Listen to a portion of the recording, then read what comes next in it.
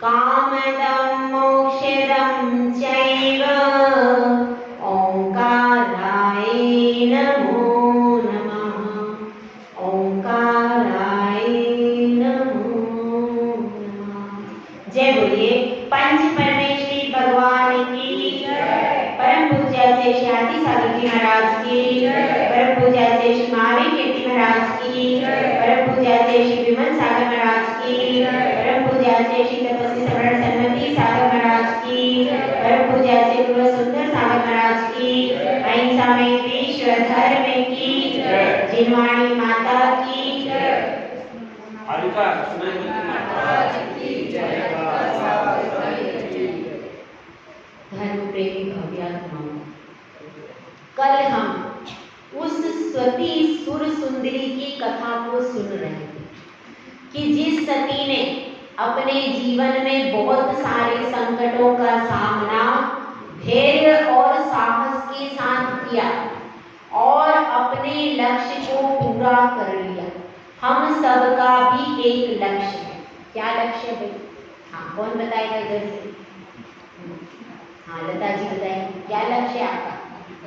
है मोक्ष का लक्ष्य। हाँ, इधर क्या लक्ष्य है भाई?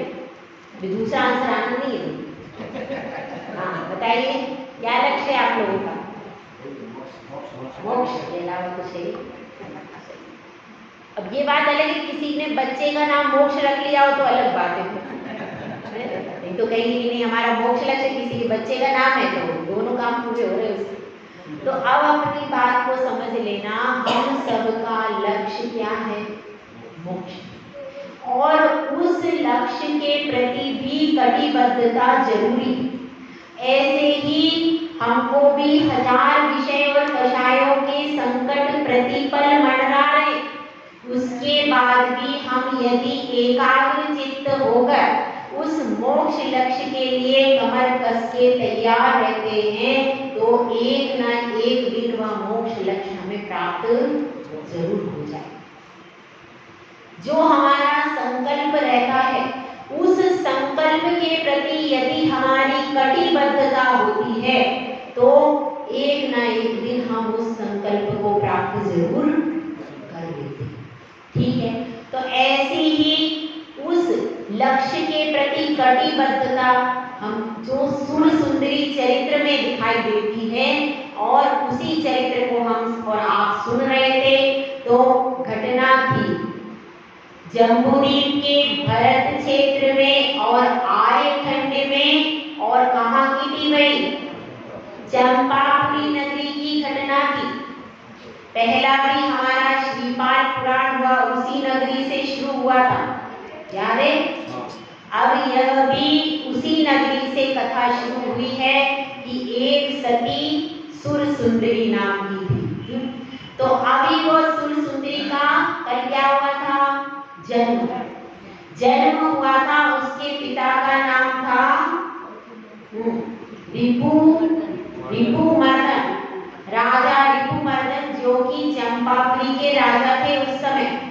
और उनकी रानी बहुत सुंदर और योग्य थी, सर्व कला से युक्त थी। उस रानी का नाम था रति सुंदरी और इनकी एक इकलौती कन्या उत्पन्न हुई। उस कन्या का नाम क्या रखा? सुर सुंदरी। वह बहुत छोटी थी, बहुत सुंदर थी और माता पिता राजा रानी के आकर्षण का केंद्र कौन थी? वही छोटी पुत्री, क्योंकि उनके दूसरा और कोई बालक नहीं था। एक ही पुत्री हुई और राजा रानी उसको ही अपना पुत्र पुत्री जितना भी स्नेह था वह पूरा स्नेह उसी के ऊपर लुटाते थे। तो माता पिता के राजा रानी के लाड़ प्यार में पल करके वह अब 7 वर्ष की हो गई और उसको विद्या के अध्ययन के लिए कहाँ भेज दिया? गुरुकुल में भेज दिया गया। गुरुकुल में वहां पर बालक भी पढ़ते थे और बालिकाएं भी उसी गुरुकुल में पढ़ते थे। और राजा क्या चाहते थे कि हमारी पुत्री नजरों से दूर न जाए, इसीलिए उस नगर का जो गुरुकुल था उसी में उसकी भर्ती कर दी। और उसी गुरुकुल में एक नगर सेठ था जिसके पास अपार धन था। उस सेठ का नाम था धन्ना सेठ भी था और धनावह भी था, दोनों नाम थे उसके। तो उस धनावह सेठ की पत्नी का नाम था धनवती। उनका भी एक इकलौता पुत्र था, उसका नाम था अमर कुमार। और वह अमर कुमार भी उसी पाठशाला में पढ़ता था और वह उस क्लास का मॉनिटर बना दिया गया था। अब क्या घटना घटती है कि सुर सुंदरी को फूल बहुत पसंद थे और रिसेस होती है, छोटी छुट्टी होती है, उस छुट्टी में वह बगीचे में जाकर के सो जाती है। अब वह सो जाती है, सब बच्चे खेलते हैं और एक बालिका उसके पल्ले को देखती है, उसको जगाने का प्रयास करती है तो उसके पल्ले पर उसका हाथ लग जाता है। जैसे ही हाथ लगता है तो वह सोचती है ये क्या है इसके पल्ले में, सुंदरी क्या बांध के लाई है, इसको देखना तो चाहिए, खोलना तो चाहिए। और वह उसको खोल करके देखती है। तब तक सब बच्चे आ जाते हैं, पूरी क्लास थी वो, तो पूरी क्लास के बच्चे आ जाते हैं। वो कहते क्या लाई है, क्या देखे। बच्चों को वैसे ही कौतूहल ज्यादा होता है तो सब बच्चे आ जाते हैं। अब वह देखती है खोल के, अरे इसमें तो 7 कोड़ियां ही है। मैं तो समझती थी राजकुमारी में कुछ रत्न बंधे होंगे, कुछ अच्छी चीज बंधी होगी, इसमें तो 7 कोड़ियां बंधी है, इसमें क्या बात है। तो सब बच्चे सोचते हैं कि कुछ ना कुछ कौतूहल करना चाहिए। और अब अमर कुमार उनमें बड़ा था और कैसा था, मॉनिटर भी था। तो सब बच्चे कहते हैं कि अब तुम ही सोच करके बताओ कि इसमें क्या करना चाहिए। तो अमर कुमार क्या बताता है, अमर कुमार कहता है कि अपन सब इस कोड़ियों को बेच करके मिठाई मंगा लेंगे और फिर सब मिठाई खा लेंगे और इसके हिस्से की भी रख देंगे। इस तरह से हम हंसी मजाक करेंगे। देखो हम लोग बचपन में इसी तरह के हंसी मजाक करते थे कि बचपन में किसी को भी खेल में क्या कर दिया, चिढ़ा दिया, किसी का टिफिन छुपा दिया। अब वह बच्चा बेचारा भूख से परेशान है, उसका टिफिन अपन ने क्या किया, कहीं पर छुपा दिया। बच्चों की छुट्टी हुई और अब वो बच्चा टिफिन ढूंढ रहा है, हम पर परेशान हो रहा है और हम क्या करते थे, उसका टिफिन कहीं पर छुपा दिया। ऐसे बहुत सारे, कहीं किताब छुपा देते थे, कहीं कॉपी ले लेते, कहीं पेंसिल ले लेते और जब वो ज्यादा परेशान हो जाता तो बाद में ला करके उसको दे देते। ऐसे छोटे बच्चे करते हैं। तो ये कौन सा ध्यान है, यह सारा हिंसा नंदी रौद्र ध्यान है। क्यों है, क्योंकि आपने पहले तो उसकी वस्तु चुराई, ठीक है, फिर बाद में उसको झिका के परेशान करके बाद में वस्तु दे दी और नहीं भी दी, दोनों प्रकार की स्थिति बनती। तो इससे क्या होता है, एक तो आपको चौर्यानंदी ध्यान हुआ, दूसरे उसके मन वचन काय की हिंसा हुई तो आपको हिंसा नंदी भी ध्यान हुआ। तो ऐसा कार्य करना नहीं चाहिए जिससे दूसरे प्राणियों को तकलीफ होती है। लेकिन बच्चे रहते हैं कौतूहल में कई बार बहुत सारा ऐसा अनर्थ कर लेते हैं। तो हमको ध्यान रखना चाहिए कि बच्चा यदि एक बार किसी की पेंसिल भी लेकर के घर में आ जाए तो उससे क्या कहना, उससे कहना कोई बात नहीं, छोटी सी ले आया पेंसिल, क्या बात है, नहीं, उसको उसी समय टोक देना। क्या टोक देना कि तुम ये पेंसिल कहाँ से लाए, क्यों लाए, किस लिए लाए, वह पेंसिल जहाँ से लाए हो वहीं पे वापस करके आओ, यहाँ हमारे घर में लेकर के नहीं आ। उसको पहली बार ही आप डांट दोगे तो आगे से वो कभी ऐसा काम, और वो ले कोई बात नहीं, वो ले आया है तो ठीक है कोई बात नहीं। अगर वैसा टाल दिया तो क्या होता है, एक दिन वो बहुत बड़ा चोर बन जाता है। इसीलिए बच्चों को, अभी तो छोटा है, अभी तो खेल रहा नहीं, उसको छोटेपन में भी प्यार से, डांट से, जिस भी विधि से बच्चा समझ जाए। हर बच्चे का मानसिक स्तर अलग अलग प्रकार का होता है। आपके पास जो बच्चे ज्यादा तो है नहीं, 2 ही हैं, सबके पास 2 ही है भैया, बोलिए ना, 2 रतन है, तो उन दोनों रतन का मानसिक स्तर कैसा है, वह कैसे समझते हैं, इसका आपको ज्ञान होना जरूरी है। वो डांट के समझते हैं, प्यार से समझते हैं, किस विधि से वह बच्चा आपकी बात समझ करके आपके अनुसार एक्ट कर सकता है, इसका ज्ञान आपको होना चाहिए। यदि आपको ज्ञान नहीं है तो बच्चे का डेवलपमेंट आप अच्छे से कर नहीं पाओगे। तो उसकी मानसिकता को समझ करके और फिर आप धीरे से समझा दीजिए, ताकि आगे से वो कभी भी ऐसा काम ना करे। तो ऐसे छोटे छोटे बच्चे बगीचे में मस्ती कर रहे थे पर, और इस तरह से वहां पर सुर सुंदरी अभी तक सोई हुई थी। अब उसने क्या किया, जब कोई मिठाई नहीं मिली तो कौन सी मिठाई ले आया था भाई, बताओ, गुड़ और धानी, क्योंकि 60 कौड़ी में और पूरी क्लास के बच्चों को बांटना था।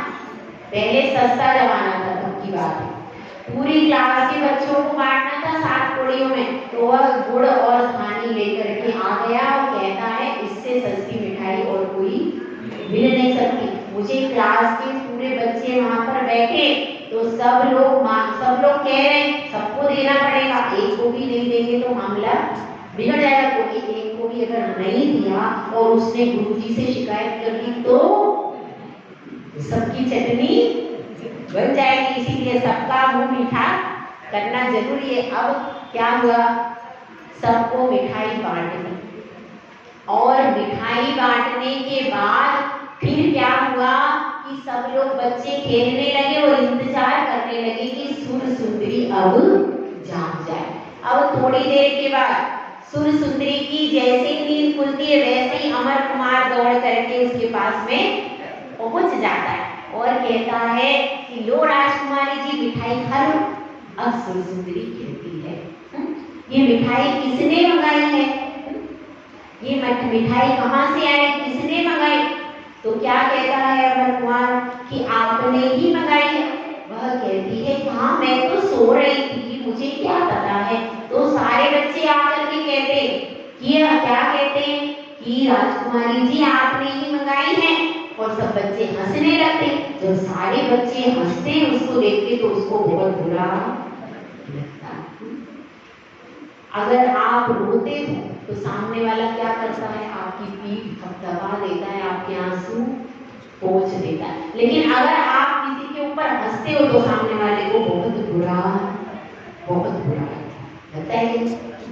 ये तो इसीलिए गुस्सा कब आता है, जब कोई रोता है तो हम आंसू पोंछने को तैयार हो जाते हैं, दवाई देने को तैयार हो जाते हैं। लेकिन अगर कोई हमारे ऊपर हंसता है तो हमें बहुत गुस्सा आ जाता है, आता है कि नहीं, आ जाता है। तो इसी तरह से जब सब बच्चे उसको चिढ़ा रहे थे, हंस रहे थे, तो उनको चिढ़ाते हुए हंसते हुए देख करके अब क्या हो गया, सुर सुंदरी को गुस्सा आ गया। वैसी वो इकलौती पुत्री थी, अपने राजा रानी के प्यार में पली बड़ी थी, तो वैसे ही उसको कोई डांट सकता नहीं था। राजकुमारी थी, इकलौती थी, हमेशा लाड़ प्यार में, और महल में भी कोई भी उसको कुछ कह नहीं सकता था, सबके आंखों की तारा थी वो। तो क्या हुआ, अब उसको गुस्सा आ गया। गुस्से में वह कहती है कि तुम बड़े नगर सेठ के धन्ना सेठ बनता है, और तुमने इतनी बड़ी चोरी की। यदि तुमको मिठाई खाने का इतना ही शौक था तो अपने पैसे खर्चे करके खाते। मेरे पल्ले में से कौड़ियां चुराने की क्या जरूरत थी, और गुरुजी ने क्या तुम्हें यही सिखाया है, तुमने अपने माता पिता से यही सीखा है कि चोरी करना चाहिए, तुम्हें चोरी नहीं करना चाहिए। रोज गुरुजी घोट घोट करके यही पिला रहे कि चोरी करना पाप है। तो फिर तुम लोगों ने चोरी का काम किया। अगर गुरुजी को पता चलेगा तो तुमको क्या कहेंगे, जरा तो तुमने सोचा होगा। ऐसा कहती है और फिर कहने लगती है तुम बड़े धन्ना सेठ के बेटे बनते हो, तुम्हारे पिताजी तो इतने रानी है और तुम क्या कर रहे हो। जब इस तरह से जोर से चिल्लाती है तो अमर कुमार को बुरा लग जाता है, उसकी भौहें चढ़ जाती है। वह कहता है कि तुम तो राजकुमारी थी, मैंने तो सिर्फ 7 कौड़ियां तुम्हारी निकाल ली हैं, तुम तो राजा की बेटी हो, तुम्हारे पास तो खजाने के भंडार लगे हुए हैं और 7 कौड़ी के लिए तुम इतनी चिल्ला रही हो। ऐसा इस 7 कौड़ियों से तुम क्या करके दिखाती, क्या दिखा देती, क्या प्राप्त कर लेती तुम इन 7 कौड़ियों से? तो वो कहती है कि अरे इन 7 कौड़ियों से मैं तो राज्य प्राप्त करके दिखा देती। वो इतना कहती है और उसको अमर कुमार को भी बहुत तेज गुस्सा आ जाता है। कहता है कैसी बड़ी बड़ी बातें आप कर रही हो, ऐसा कहता है। इतने में रिसेस खत्म हो जाती है, घंटी बज जाती है और घंटी बजती है तो सबको गुरुजी का डर लग जाता है कि अगर गुरुजी को पता चल गया तो क्या होगा, पूरी क्लास को दंड मिलेगा। इसलिए सब बच्चे डर जाते हैं और चुप हो जाते हैं। अब क्लास शुरू हो जाती है, कोई भी बच्चा गुरुजी को जाकर के कुछ भी बताता नहीं है। क्यों? क्योंकि सबने मिठाई खाई। अब क्या है, अब गुरुजी पूछेंगे किसने खाई तो पूरी क्लास ने खाई। भ्रष्टाचार इसी को तो कहते, किसको कहते? भ्रष्टाचार में शुरू से लेकर के अंत तक सबको खिला दिया जाता है। अब कौन बोले है? तो यह ऐसे ही अब पूरी क्लास ने मिठाई खा ली, वो चोरी की। अब क्या हुआ, जो बोलेगा वही पिसेगा। तो इसलिए पूरी क्लास में से कोई भी बच्चा कुछ भी नहीं बोला। सुरसुंदी को भी गुस्सा आया, पर उसने सोचा बेकार में गुरुजी को गुस्सा आएगा, पढ़ाई लिखाई का नुकसान होगा, तो उसने भी गुरुजी के सामने कुछ भी कहा नहीं। अमर कुमार को भी बहुत गुस्सा आया। अब गुरुजी इधर पढ़ा रहे, सुरसुंदरी का दिमाग तो पूरा पढ़ाई में लग गया, लेकिन अमर कुमार अंदर ही अंदर सोच रहा है देखो ये मेरे ऊपर किस तरह से चिल्ला रही, इसको मुझे इतना डांटना चाहिए था, मैंने तो ऐसे ही मजाक किया था। बच्चों में मजाक तो ऐसा चलता है, स्कूल में रहते हैं तो क्या हो जाता है, इतनी सी बात है, इतनी सी बात का इसने इतना बड़ा पतंगड़ बना दिया, ये तो इतनी छोटी सी बात थी, इसमें क्या बड़ी बात थी। वो अंदर अंदर झुलस रहा है उसका मन, लेकिन ऊपर से सब लोग शांत बैठे हैं क्लास में। गुरुजी बोर्ड पर पढ़ा रहे, गुरुजी को कुछ भी पता नहीं है कि इन लोगों के सबके मन में अलग अलग विचार चल रहे हैं। जो बच्चे हैं वो सोच रहे हैं अरे गुरुजी को पता तो नहीं चल गया कि हमने ऐसी चोरी की मिठाई खा ली, कहीं पता चल जाएगा तो पूरी क्लास को डांटेंगे। बच्चे ऐसे सोच रहे, सबके मन में क्या हो रहा है, डर। क्यों होता है डर? जब हम कोई भी पाप कर लेते तो हमारा मन हमेशा कैसा होता है, डरता है। हमारी आत्मा उस समय कहती है हमने ये अच्छा नहीं किया, हमें ऐसा चोरी करना नहीं चाहिए था, और ऐसा मिठाई मंगाना नहीं चाहिए था। ये सब अंतरंग से आत्मा बार बार कहती है, लेकिन मन क्या कहता है, मिठाई कितनी अच्छी है, मिठाई मीठी मीठी है। मन को तो मिठाई मीठी मीठी लगती है, लेकिन आत्मा कहती है कि चोरी करना पाप है, ये आत्मा की। तो इस तरह से दोनों प्रकार से द्वंद्व चल रहा था, इधर आत्मा कह रही थी, उधर मन कह रहा था, और उधर गुरुजी बोर्ड पर पढ़ा रहे थे। सब बच्चों के मन में धुक धुक धुक धुक हो रही थी। भले ही वो क्लास में बैठे थे तो ऐसे ही क्लास में बैठे रहे थे।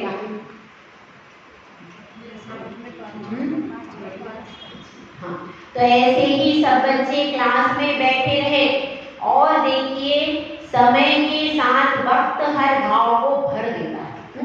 समय गुजरता गया, वह 10 साल की थी सुरसुंदरी, धीरे धीरे बड़ी हो गई और 15-16 वर्ष की हो गई। अब उसकी पढ़ाई धीरे धीरे पूरी हो गई और वह दिन आया जबकि वह पूरी 16 वर्ष में पूरी सर्व कलाओं से युक्त हो गई।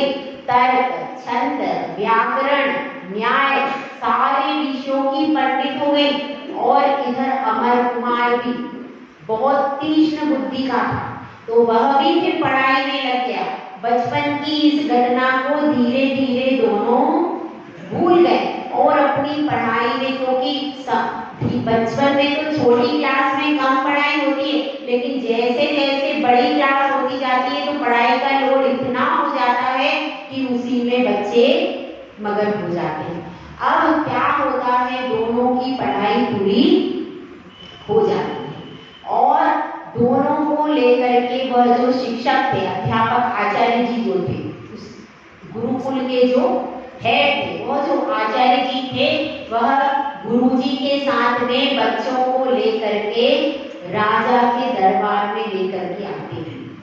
राजा जैसे ही देखता है तो कहते हैं अध्यापक जी कि हे महाराज, हमने पूरे बच्चों को, और ये दो हमारे मेधावी छात्र हैं, इसके गुरुकुल के, हमारे गुरुकुल के ये दो मेधावी छात्र हैं और इनको हमने पूरी विद्याओं में, पूरे ज्ञान में पारंगत कर दिया। तो राजा कहता है कि मैं बिना परीक्षा लिए तो छोड़ूंगा नहीं, क्योंकि सोना भी जब तक कसौटी पर कसा नहीं जाता तब तक असली सोना नहीं कहलाता। मेहंदी भी जब तक पिस करके सही रंग नहीं लाती तब तक असली मेहंदी नहीं कहलाती। हीरा भी तराशा जाता है। तो मैं भी अब परीक्षा करूंगा कि वास्तव में मेरी पुत्री को ज्ञान अच्छे से सिखाया है कि नहीं। कहीं आगे ऐसा तो नहीं कि ये किसी देश की रानी बनेगी तो वहां पर कोई संकट आए तो यह अपने राजा को, अपने राजापति को सही सलाह नहीं दे पाए, ऐसा तो नहीं हो जाए। क्योंकि कई बार रानी की सलाह से भी राज्य के निर्णय बदल जाया करते थे। तो इसलिए रानी भी उस समय सारी कलाओं से युक्त हुआ करती थी, न्याय, छंद, व्याकरण आदि से पंडिता हुआ करती थी। तो इसलिए वो क्या कहते हैं कि राजा कि इसको भी किसी राजा की रानी बनना है तो इसको भी हर चीज में निपुण होना चाहिए। तो इसके लिए क्या, इसके लिए मैं परीक्षा करूंगा कि वास्तव में ये दोनों, आप कह रहे हो मेधावी छात्र हैं, पर मैं परीक्षा करके देखूंगा कि वास्तव में इन्होंने विद्या अध्ययन किया है कि नहीं किया है। तो अब वे दोनों राज दरबार में आ गए हैं, युवा हो गए हैं, सर्व कलाओं से युक्त हो गए हैं और अब राजा उनकी परीक्षा करेगा कि वास्तव में उनकी शिक्षा पूर्ण हुई है या नहीं हुई है। तो कल राजा उनसे कौन सा प्रश्न पूछेगा, कल पूछेगा कल राजा उनसे कौन से प्रश्न पूछेगा और कौन से बालक उस प्रश्न का उत्तर देते हैं, कौन सा बालक उस प्रश्न का उत्तर नहीं देते हैं, इसको अपन कल वह राज दरबार में परीक्षा होगी कि वास्तव में उनकी शिक्षा कितनी हुई है, कैसी हुई है। इस सब का विश्लेषण कल होगा। जय बोलो आचार्य श्री सुंदर सागर महाराज।